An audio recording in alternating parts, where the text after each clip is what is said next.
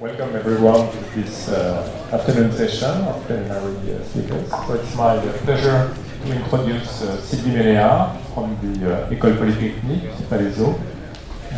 For a number of years, Sylvie has been one of the major contributors in the applications of probability theory to biology, and in particular to the evolution of the population. It's a great pleasure for us to have her here today, and the title of her talk is Stochastic Dynamics in Adaptive Biology.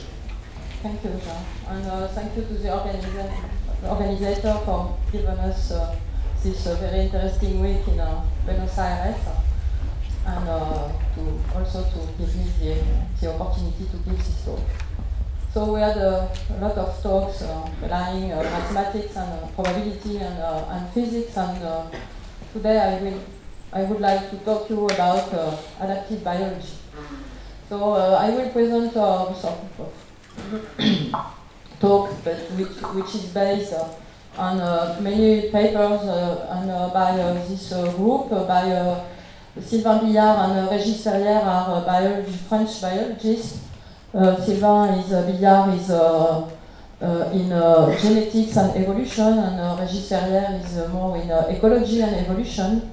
And Nicolas Champagnat and Sylvette Tran are two of my former students with whom we developed this theory. So our aim is to model adaptive, what is called Darwinian evolution theory, and in order to better understand or to predict either the appearance or the extinction of biodiversity. And in the Darwinian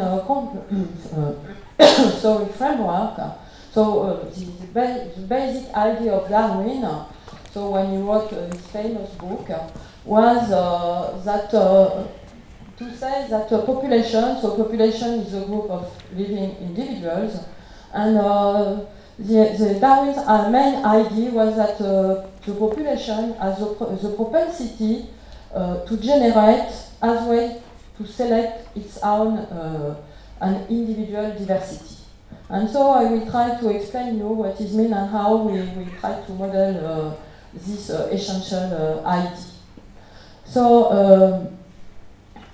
so it's a population of living systems, so individuals reproduce and die, and the main assumption here is that the ability for an individual to survive or to reproduce depend on some genetic or phenotypic characteristics that we will call traits. And the evolution of the trait distribution in the population depends on results from three basic mechanisms. Firstly, the heredity. That means that when a reproduction event occurs,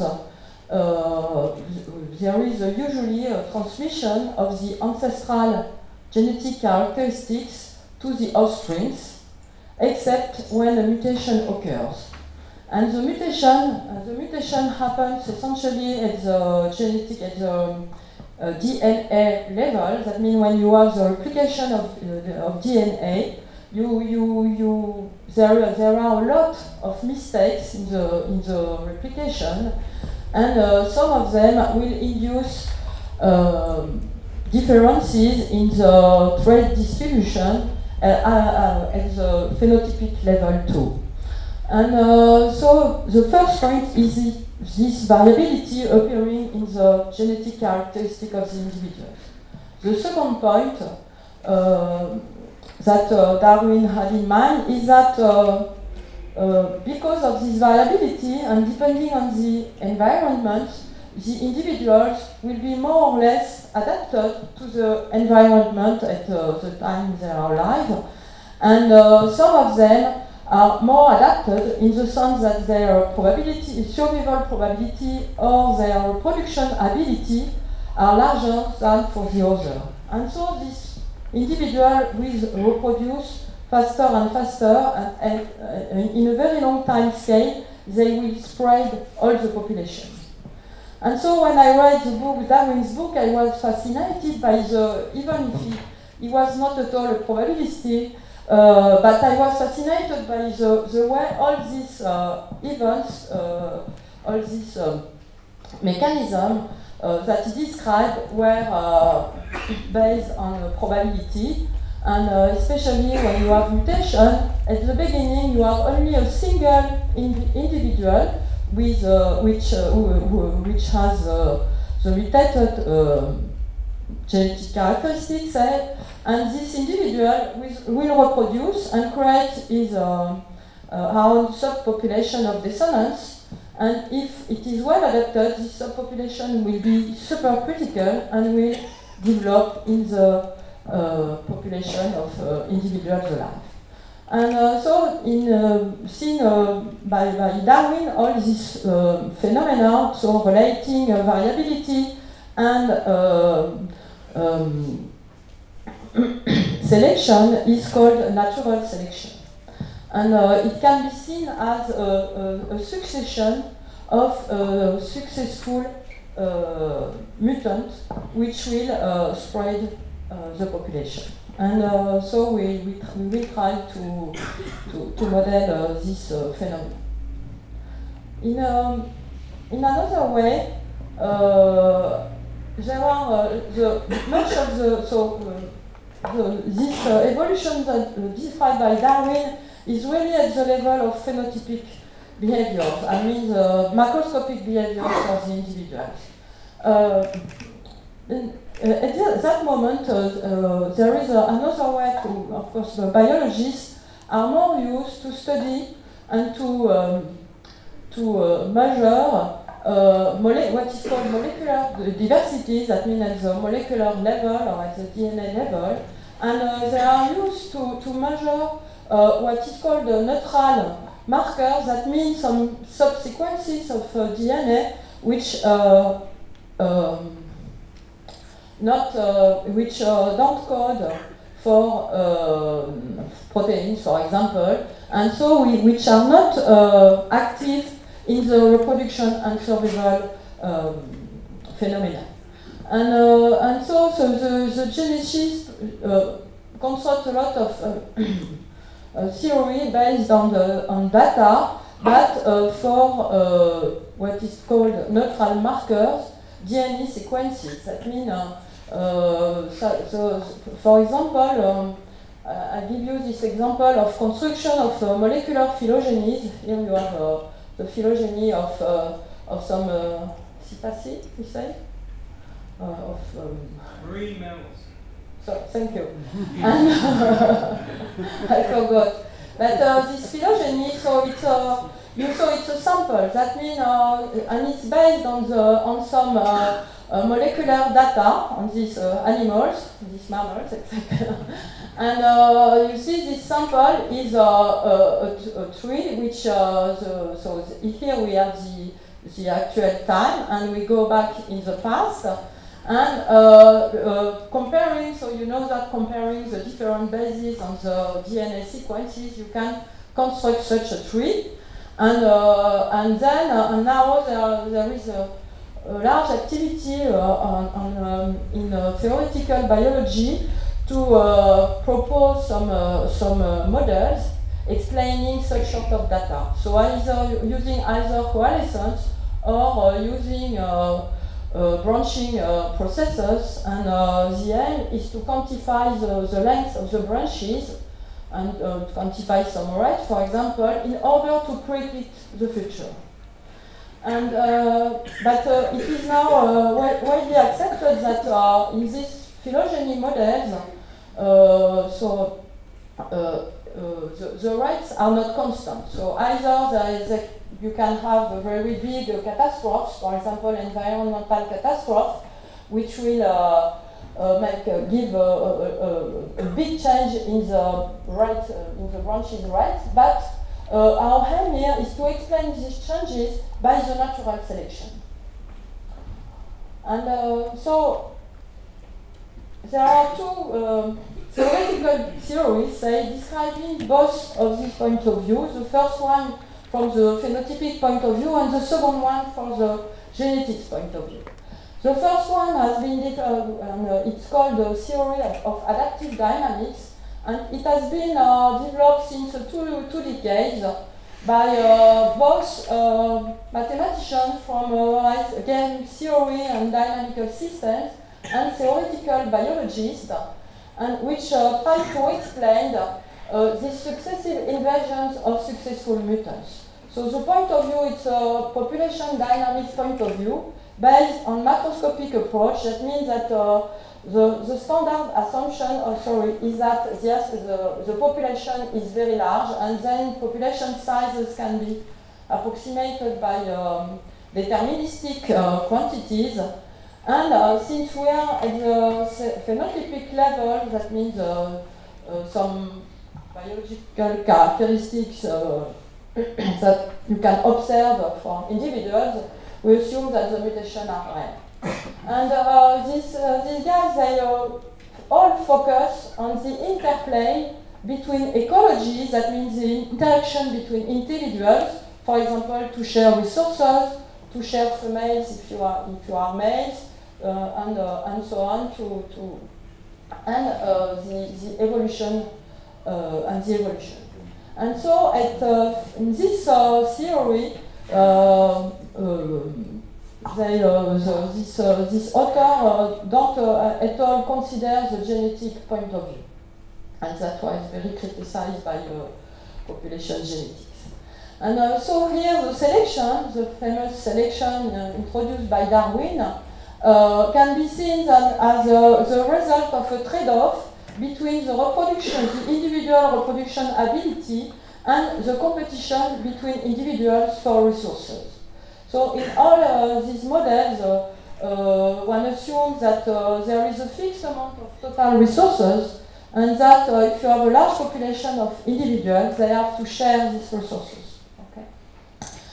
And so since approximately 10 years, we began to work on this model, on this problem theory, but from the more probabilistic point of view, I think so, based on individuals. And by describing all the reproduction, death, and competition between individuals to try to understand these successful invasions of advantageous mutants. And so we were based on a heuristics paper by biologists, first one from Preston, Bolker and Takala, and also Kingsley from Norway. And there is also a book by Dickman and Lowe in 2000. And then first with Nicolas Fourier, but essentially with Nicolas Champagnat, we developed the basis of some probabilistic theory concerning this question. And the second approach, which is really a population geneticist approach, is developed since essentially since Haldane and Wright and Fisher, at the beginning of in the 1930s, so they are really models based on the genetics and based on the, for example, Mendel law, or on the behavior of alleles in on different loci on the DNA sequence. And the main assumption for all these models is that the population size is constant and that the selection parameter is fixed. So it's a sum of, it's always written S, and it's given a priori, and both population size and selection parameter are completely independent, which will be not the case in our model. And so it's a more discrete problems. It's here the quantity of interest are different alleles, but a finite number of alleles, and some fixed, some different loci, but it's more discrete. So there is an abundant literature on this problem, but I just quote the papers where we have the question of relation between natural diversity and selection is really developed, and due first to a biologist, so Nick Barton, And then recently developed by S.W.H. Staffelberg, Walkenmüller, and also a famous paper by Durek and Schweinsberg. And there are a lot of references therein. And so our goal is to bring together these two approaches and to construct some models of, with adaptive traits and neutral markers, but which is really driven by these feedbacks between ecology and evolution. And so the model, as I said, is based on the birth and death process. It's really based on the individuals. And so to each individual, we will, so the individuals will be characterized by two parameters. The first one is what I have called a trait under selection, X, which belongs to a subset of RD. So I give here some example of macroscopic traits. And the individual is also characterized by a neutral marker U. That means that this marker will not impact the reproduction or death rates or the competition between individuals. And if you have an individual, we have an individual of type I, the individual is called I, so I will associate two values or two vectors, xi and ui. And as I said, we will consider large population systems. And so I introduce a parameter k, which scales either the size of the population or what is equivalent to the total amount of resources. And k will tend to infinity. And to stay in the biological in the biological assumption of adaptive dynamics, we assume that the trait mutations are rare. And so I introduce the probability of mutation pk per individual of trait mutation, and we will assume that pk tends to 0. And we have also mutation on the marker, on the neutral marker, and I denote by qk the mutation probability of such parameter. And in our setting, the marker mutations will be faster and faster than the trait mutations. And so we will have a multi-time scale model. And the population is so has a size which varies in time. And so I denote by nkt the number of individuals alive at time t. And since the population size is of order k, I will weight each individual by its biomass, which is here 1/k. And so we represent the population by the point measure 1/k and the sum on all individuals alive at time t of the Dirac measure on the two parameters, the trait under selection and the neutral marker. And now I describe the transition of this process, which is a Markov process with point measure values. And so for an individual with characteristics xu, the reproduction rate of this individual is given by b of x. It does not depend on u, that's the definition of a neutral marker. And when you have a birth, either with probability 1 minus pk times 1 minus qk, you have a clonal reproduction. That means that the offsprings inherit of the two characteristics of the ancestors. But if otherwise, so mutations of traits and marker occur independently with probability, as I said, pk and qk. And you see here at on the slide, the scale we choose for pk and qk. For technical reasons, we need to assume that pk is of order 1/k square, and we assume that qk is really larger than pk in the sense that rk here tends to infinity when k tends to infinity. So we assume that the trait mutation distribution is given by a certain law. I wrote it m of x k dk, but it's it's not necessary to assume that there is a absolute continuity with respect to Lebesgue. And for the marker, since the scale can be, the marker mutation probability can be larger, we have to assume something on the marker mutation kernel, and we assume that renormalized by Rk over k, which is of order kqk,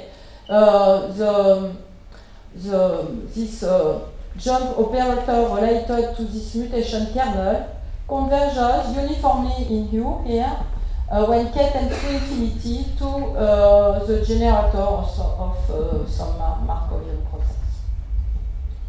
And so here in this model, we have a priori 3 timescales: the ecological birth and death timescale, the marker mutation timescale, and the really slower trait mutation timescale.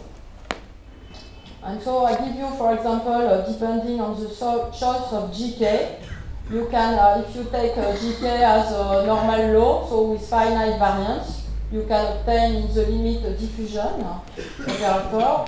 Or if you choose for GK a Pareto law conveniently renormalized, that means that you can assume that you have an heavy tail in the distribution of mutations, then in the limit you can obtain the generator of a stable process. And I will come back to this example at the end of the talk. If you consider for a marker state space only 2 points, 0, 1, seen to 2 different alleles, and then if you take this distribution, you can obtain in the limit an operator which just replace 0 by 1 or 1 by 0. So very degenerate mutation kernel. And now I describe the death of individuals. So if you consider an individual with characteristic X and U, which is living in a population described by the N, capital N, K, T individuals with trait Xi, so you have a death rate which only depends on the trait of the individual, so that the intrinsic death rate of the individual, and you have a quantity here which is due to the competition between individuals. And this competition appears through this difference between the trait of our single individual X and the trait of the other individuals alive at the same time. So it's a convolution, but we can of course generalize this quantity. And so this term here, this death term, additional death term, describes the competition pressure exerted by the other individuals on a fixed individual. So we have some assumptions. So the first one is that without competition, the growth rate of the subpopulation of individuals with trait X is supercritical. That means the population could increase, but there is this competition which will regulate the population. And we have some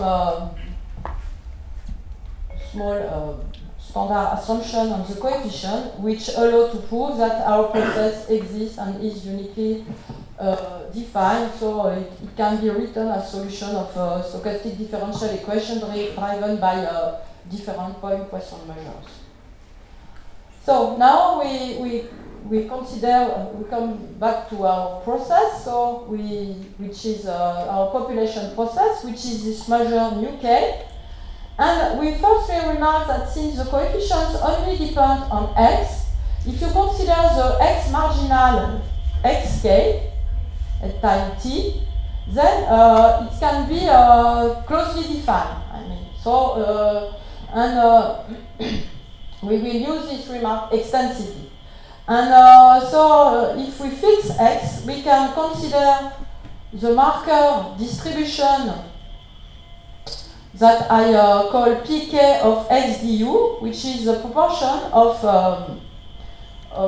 which is given by this quantity which is a probability measure on U, given X. And then we will write nu k as a product of this measure which only depend on X and times the probability measure pk. So I show you some examples, so it's inspired by a model of big size. So where you have some scales between pk, rk, and qk, and the two mutation distribution here are Gaussian laws, and you see that here the growth rate is as this exponential form, and it's maximum at 0. And we have also a symmetric competition term here.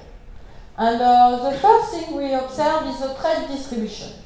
And so remember that we assume, so it's not written, that the probability pk is very small, and here that k is around 1,000 individuals, and at the beginning, I'm not sure if you see well, it's a pity, because at the beginning all the individuals have the same trait. We say that the population is monomorphic. And so the trait values, the trait space is -2, 2. At the beginning, all the individuals have the trait -1. And I'm sorry if you don't see, but if you see, you can observe that you see almost sort of pure jump process. So here we have the time, and you see that the time scale is very large, and here you have the trait space. And you see that if at the beginning all the individuals and during a certain time have the trait -1, then after a jump, all the population will have a trait larger than -1, and then you have a sort of pure jump process arriving around 0. Remember that 0 is a trait which maximizes the reproduction rate. And then, because of the competition, you can also have coexistence of traits. And you see that you have two subpopulations which continue to survive. And you always see these jumps of the trait values. So the trait, in the limit of a very large time, it seems that our trait measure xk tends to a pure jump process. Now, in another different simulation, we would like to see the behavior of the markers, the neutral markers. And to see something, we consider the genealogy better than the process itself. And what we see is this. So here we have another way to simulate our jump process. And you see that the neutral marker behaves as a diffusion. And it's a genealogy, and means that I only keep at time t just the past history of the individuals alive at time t. It seems only 2 past, but in fact here you have a lot of individuals, but very fastly they have a common ancestor, and you see that their neutral marker history behaves as a diffusion. And so we would like to understand this mixed dynamics between markers and traits. So in this picture, I'll focus on an event where you have a jump of the trait. So here but I'm not sure that you see. So you see something? It's very too bad. So no, so because it's very clear on my computer, but so here you have the adaptation, the phenomenon of trait invasion. That means that at the beginning, all individuals are black. So the color is related to the trait of an individual. So at the beginning, all the individuals have the trait black, a black trait, and here you see the marker distribution. And then a mutant, a very well adapted mutant arrives. He will be dominant in the population. And so here it begins to appear here. But what is interesting is to see that its marker, the marker mutant, it's here, and the trait the mutant trait is yellow. And you see that at the beginning, here it's a marker distribution. You see that at the beginning, it's almost a Dirac measure. That means that you have a large, here a large support for the marker distribution. But when a mutant appears,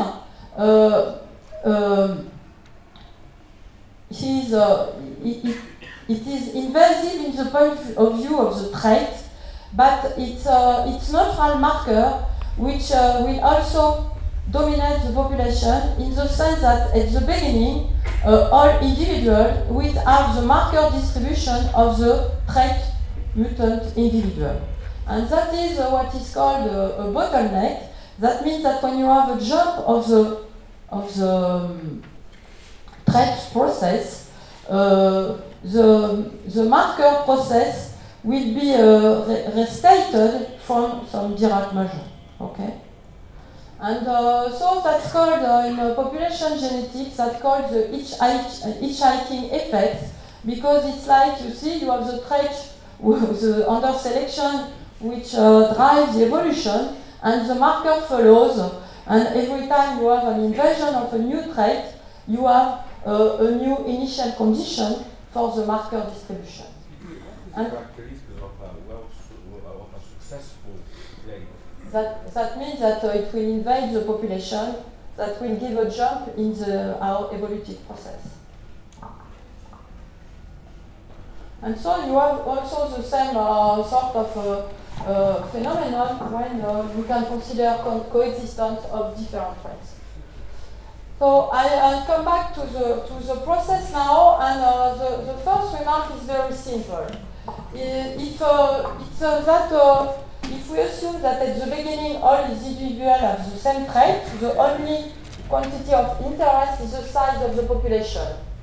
And because pk tends to 0, if we consider the trait process, then, or if we consider the size of the population, then when renormalized by k, as we say, it's completely easy to prove that if the time scale is 1, is of order 1, this size process renormalized by k converges to a deterministic quantity which is solution of the famous logistic equation. And so that means that at this time scale, you don't see the trait mutation because they arrive very slow, very slower than the ecological birth and death time scale. And so at this time scale, you only see this dynamics when k is large, and this dynamics, as you said, has a unique equilibrium, which is called by biology the carrying capacity, and which quantify essentially the number of individuals which are able to survive in such an environment. So if we want to see the effect of trait mutation, we have to change the time scale and to consider the process at the trait mutation time scale. Remember that pk was in 1 over k squared. We have an order of k individuals. That means that the total mutation rate is 1 over k, and then we consider the process at the time scale kt. And then we will use results which has been developed in Champagnat thesis, and which were related to the heuristics proposed in a paper by Hans Metz and his co-author in 1996. And the main work by Nicolas was to find the good scale in which to say something. And here we remark that our scale, mutation scale kt, is between logarithm of k and exponential of a constant time k. And then if we have that, at least until, if we assume that the initial population is monomorphic, all individuals have the same trait, and until the first coexistent trait, we can prove that the population, the trait population process at the time scale kt converge to a pure jump process, which is described here. So you see that there is a jump process yt, and at each each state of the limit, the limiting pure jump process, is the equilibrium based on the trait yt times the Dirac measure on yt. That means that you have a single trait in the support. At any time, you have a single trait in the support of the trait process. And the jumps, we are able to give the jump measure, and which allows to jump from a value n hat x Dirac measure on x to a value n hat x plus k Dirac measure on x plus k. Remark that the mass jumps when you have a jump of the process, and the jump measure is given by this quantity. So here we have essentially at this scale the total mass, the total population, the total birth rate of the population, and here you have a function. And even you have the positive part of a function, f of x plus kx. And this function is this quantity, and you can see it at the growth rate of the subpopulation with new trait x plus k in a resident population where all individuals have the trait x. This population is at equilibrium. And if this quantity is positive, then you have effectively in this evolution time scale a jump of the limiting process. And these jumps then correspond to successful invasion of new mutant traits. So I just explain how does it work very fastly. And so you have a population at equilibrium, all individuals have the trait X, and the population size fluctuates around its equilibrium. And since kt is less than the exponential of a constant times k, by large deviation principle, we know that we will stay around this equilibrium. And then a mutant, a particularly well-adapted mutant arrives. That means that its fitness function is positive, so it will be super critical. And then it will develop its own subpopulation until this subpopulation is sufficiently large to be in competition with the population, with the resident population. And then this competition is described by a deterministic system called Lotka-Volterra system, with the parameter based on the two traits x and x plus k, and the competition between these two species of individual species. And here, for example, from this the equilibrium in this Lotka-Volterra system is that you have at the end 0 individuals with trait x, and all the population becomes composed with individuals of trait x plus k. That means you have the fixation of this new trait x plus k in the population. And what is important is that using comparison between branching processes, we can prove that all this happens in a time scale logarithm of k. And that means that if you consider things at a time scale k of order k, all these competition phases will be reduced to a point. And that explains that in the limit you have a jump from a population with trait x to a population with trait x plus k. And now I would like to explain the genetical bottleneck. So it's we have to understand when the first mutant with the trait x plus k arrives, what happens? We have seen that the marker mutation is faster than the trait mutation. That means that during a certain time you will have a lot of new markers which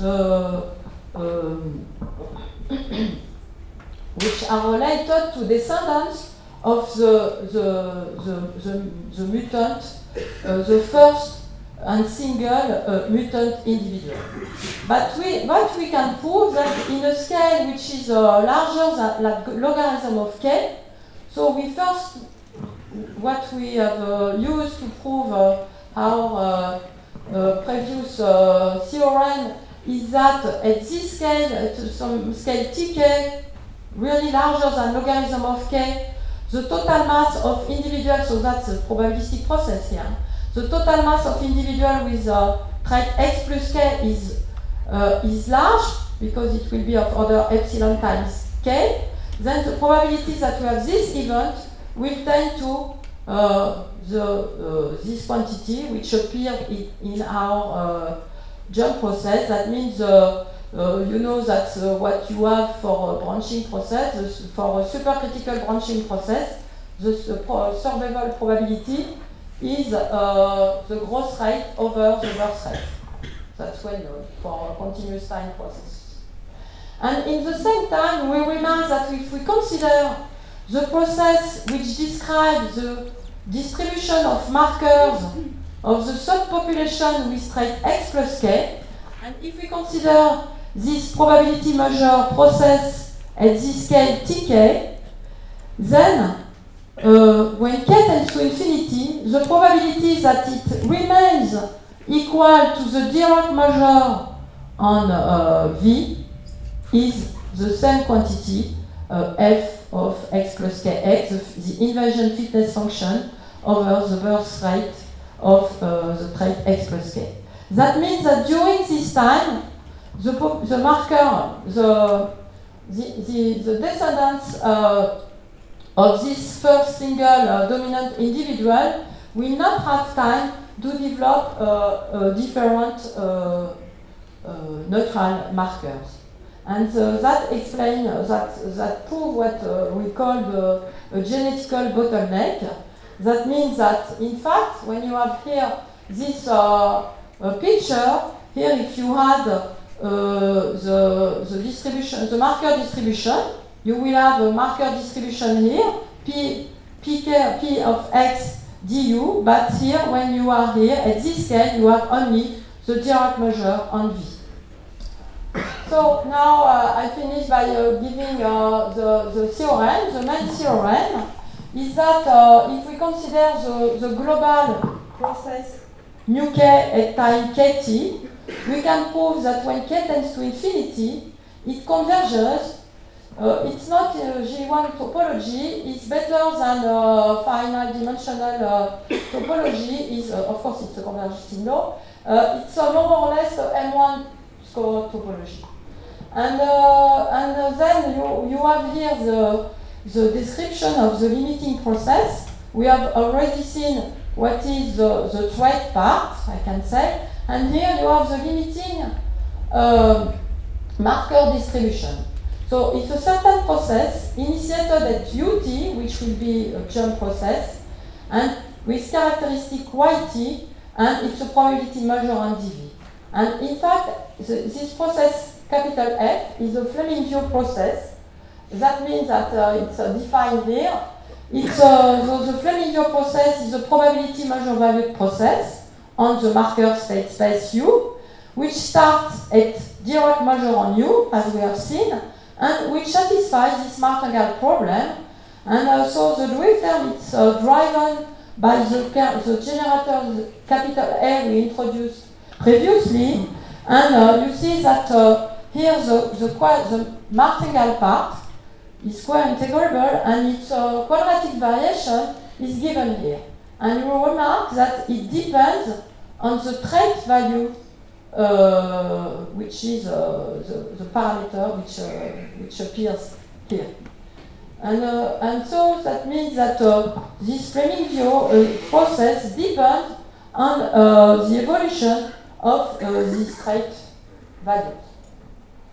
And to finish, I just would like to mention the particular case where the marker state space is only composed of two alleles, capital A and small a, or 0 and 1, as I said previously.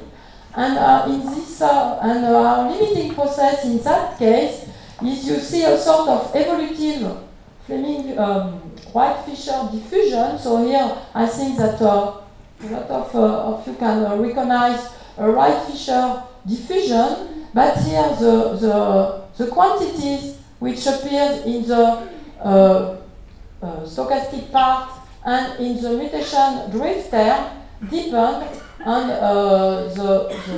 the trait process. So you integrate the trait evolution in this process, and so that I can't show you the picture because it's really bad.